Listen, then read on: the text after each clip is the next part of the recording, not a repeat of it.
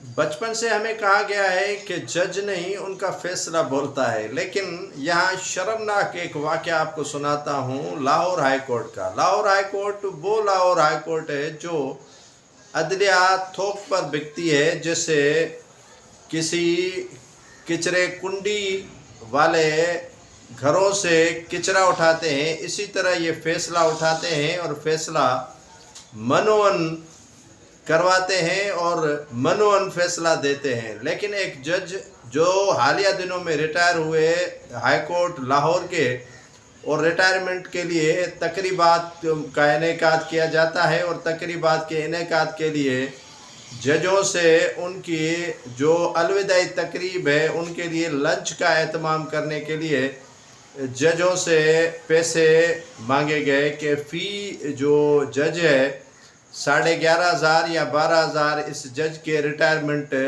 ہونے والی تقریب کے لیے جمع کریں۔ کافی تعداد میں پیسے جمع ہوئے۔ اچانک ایسا معاملہ ہوا کہ اسی جج کے لیے وہ تقریب کا انعقاد نہیں ہو سکا، تو وہ جج جس شخص نے ان کے لیے چندہ جمع کیا تھا ان کی تقریب کے لیے، تو کہا کہ اب تقریب تو میرے لیے آپ نے نہیں کی، لیکن اس نے ڈنڈی مار دی۔ ڈنڈی کیسے ماری؟ کہا کہ آپ جو میرے لیے پیسے جمع کیے ہیں وہ مجھے کیش کی صورت میں دے دیں۔ اب مراتے ہیں، اتنی فیسلٹیز، اتنے فی یونٹ جو ہے وہ انہیں فری میں دیے جاتے ہیں، اور فیول دیا جاتا ہے، پروٹوکول ان کو ملتا ہے، اور تنخواہ لاکھوں روپے میں ان کو ملتی ہے۔ ریٹائرمنٹ ہونے کے باوجود بھی انہیں تنخواہ اور پینشن ملتی رہے گی، مراتیں وہ بھی ملتی رہیں گی، لیکن اس نے کہا کہ اب کھانا بھی مجھے نہیں کھلایا گیا ہے اور تقریب بھی میرے لیے انعقاد نہیں کیا گیا ہے، الوداعی تقریب، تو جو پیسے آپ نے جمع کیے تھے میرے لیے وہ مجھے واپس کر دیں۔ واپس نہیں، مجھے وہ دے دے بس۔